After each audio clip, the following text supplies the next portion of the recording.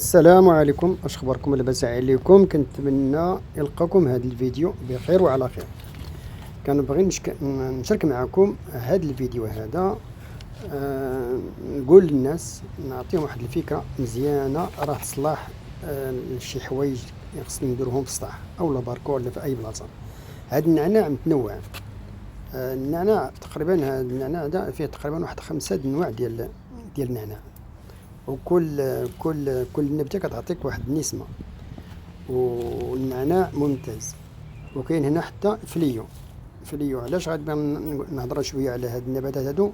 شحال هذا كنا كنشوفوهم في الاسواق عند البياعه اللي كنقولوا.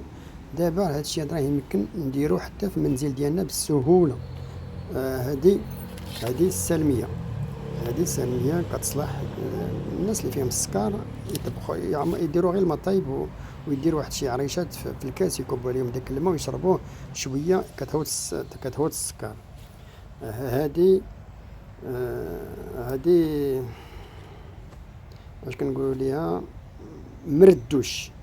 هاد مردوش حتى هو مزيان للاتاي، حتى هو كيصلح نقدروا نغرسوه في المنزل او لا في الدار في اي بلاصه. يعني كنقول منزل في الدار، شي صندوق، خصوصا دوك الصنادق ديال الخضره راه مزيانين. هذا الزعتر. هذا الزعتر حتى هو مزيان، كنسمو به، حتى هو مزيان بزاف الحوايج مع الحليب مع اي حاجه. هادشي علاش كنوريها للناس.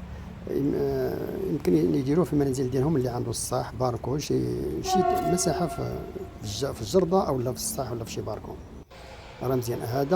هذا يزير. حتى هو كيصدق 100% في اي حاجه.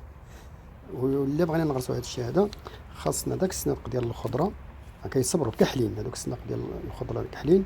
الا بغينا نديروه كنجيبوا واحد الميكا، كنفرشوا في داك الصندوق، كنعمروا دوك العوينات وكنديروا فيه التقابي قلال، ماشي بزاف لتحت بزاف. الا بغينا نعبروا نديروا فيه التقابي على حسب 20 سنتيم الفوق، عاد نديروا التقابي باش داك الماء يخرج من الجنب، ونعمروه بالتراب مخلط مع امازير ولا كيتسمى الغبار. وراه اي حاجه درتيها في هذه النباتات وغتفكرني، غتصدق لك ان شاء الله. غير حاجه واحده كنوصي الناس ما يديروش هذا الشيء في الشمس بزاف، احسن يديروا في واحد البلاصه اللي فيها الظل، يعني كضرب الشمس واحد المناسبه. اما الصباح اما في العشيه ما تكون كضرب فيه الشمس النهار كله، ما يعطينا حتى النتيجه. واخا نعيا وما نسقيو، خصو يكون الظل. وتبارك الله عليكم، وغير نجاهدوا يكون الخير.